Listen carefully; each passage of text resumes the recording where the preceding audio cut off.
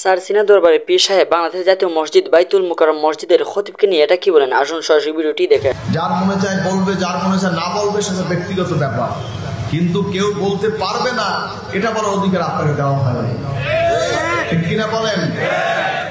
বাংলাদেশে যদি গ্রান্ট মুফতিও হয়, মুফতিরও তো ভুল হতে পারে, কি কথা বলেন না কেন?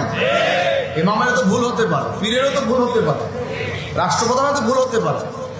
তাই বলে কি সে ভুল করলে আমরা ভুল করবো নাকি? কি ভাই, ইমাম সাহেব যদি ভুল করে তাই বলে আমরা ভুল করব? মুফতি সাহেব ভুল করলে আমরা ভুল করব? যেটাকে আমরা হক মনে করেছি আমরা করেই যাবো। কে রাজি দেখতে চাই না? আল্লাহ কবুল করবেন, আমিন। বেশি কথা নয়, কারণ এ নিয়ে অনেক ঝগড়া চলছে। আল্লাহ সবাইকে হেদায়েত করুন। হাজরিন, আমাদেরকে বলে আবার বেদাতি, বুঝলেন তো? নিজে যে বেদাত কয়টা করে আর খবর নেই, নিজের বেদাতের খবর নাই। এজন্য বলতে হয় নিজের চরকায় তেল দাও, পরের চরকায় তেল দেওয়ার দরকার নেই। হাজরিন, এজন্য আল্লাহ হাবিব সাল্লাল্লাহু আলাইহি ওয়াসাল্লামের আলোচনা, নবীজির আলোচনা আল্লাহ পাক সুউচ্চ করেছেন, তার জিকিরকে। ওয়ারাফা'না লাকা যিকরাক, বলেন না সুবহানাল্লাহ। নবীজির আলোচনা, নবীজির স্মরণকে আল্লাহ সুউচ্চ করেছে। এই ঘোষণা কার? বলুন, এই ঘোষণা কার? আল্লাহ। বুঝবেন, আল্লাহর হাবিবের প্রতি আপনি যেমন ইতিকাদ রাখবেন, আপনি নবীজিকে কিয়ামতে আপনার সাথে সেরকমই পাবেন।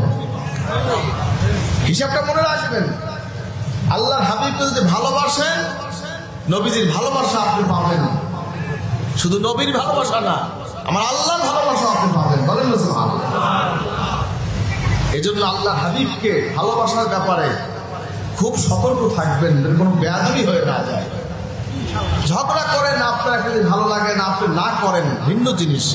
ঈদ মিলাদুন নবী রাহমাতুল লিল আলামিন হযরত মুহাম্মদ মুস্তাফা সাল্লাল্লাহু আলাইহি ওয়াসাল্লামের জন্ম বৃত্তান্ত আলোচনার সভা। বলেন আলহামদুলিল্লাহ। এই অনুষ্ঠানে আল্লাহ হাবিব সাল্লাল্লাহু আলাইহি ওয়াসাল্লামের জিন্দেগি, নবীজির আমল, নবীজির আদর্শ নিয়ে আলোচনা হয় না দুনিয়াবি কোনো আলাপ হয়? কি ভাই, দুনিয়াবি কোনো আলোচনা হয়? সব আলোচনা আল্লাহ নবী কেমন ছিলেন, হুজুরের সিরাত, হুজুরের সুরাত, হুজুরের আমল, হুজুরের আখলাক, হুজুরের চরিত্র, হুজুরের আদর্শ, সব কিছু বিষয় আলোচনা হচ্ছে এই মিলাদুন নবী। বলেন আলহামদুলিল্লাহ। হাজরিন, আমাদের দেশে শুধু মিলাদুন নবী আমাদের দেশেই নয়, আমরা বলি মিলাদুন নবী, ঠিক কিনা বলুন? মালয়েশিয়া বা এই বেল্টে, পূর্ব বেল্টে, আপনার এই মালয়েশিয়া, এরপর আপনার কি বলে সিঙ্গাপুর, ইন্দোনেশিয়া, এইসব অঞ্চলে বলে মাউলুদুর রাসূল, এই নামের প্রোগ্রাম হয়। এখন শুধু আমরা মনে করি যে আমাদের বাংলাদেশই হয় আর কোথাও হয়, এরকম অনেকে মনে করে। আছে কি নেই? কিন্তু না, নবীজির এই অনুষ্ঠান সারা পৃথিবীতে হয়। বলেন না আলহামদুলিল্লাহ। এক একজন এক এক রকম করে, আমরা আমাদের মতন করি, আর একজন আর এক রকম করে, কেউ রাস্তায় মিছিলের মতন করে, এক একজন এক এক রকম করে।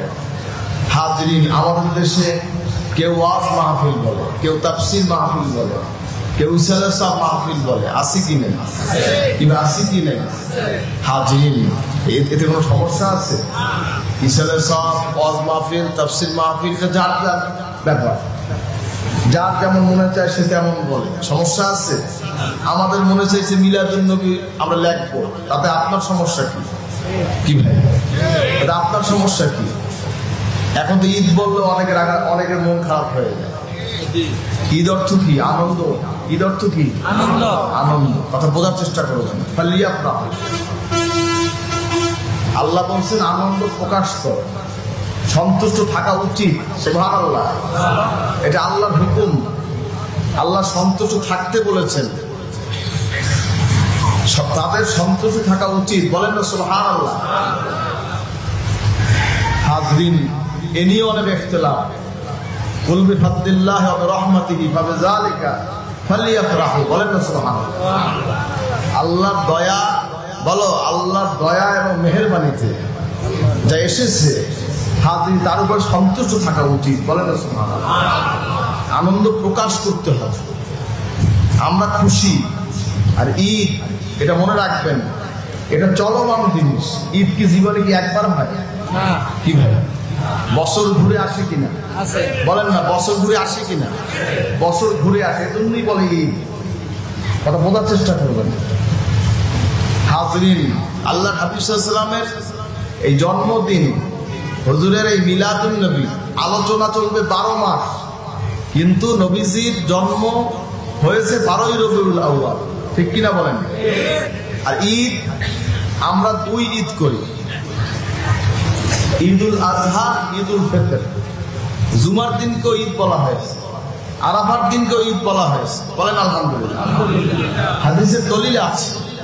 তো যাই হোক বন্ধুরা, আপনারা দেখতেই পেলেন স্যার সিনার দরবারে পীর সাহেব বাংলাদেশ জাতীয় মসজিদ বাইতুল মোকাররম মসজিদের খতিবকে নিয়ে কি বলেন। ভিডিওটি ভালো লাগলে অবশ্যই শেয়ার করে দিবেন। ভালো থাকবেন। আসসালামু আলাইকুম ওয়া রাহমাতুল্লাহ।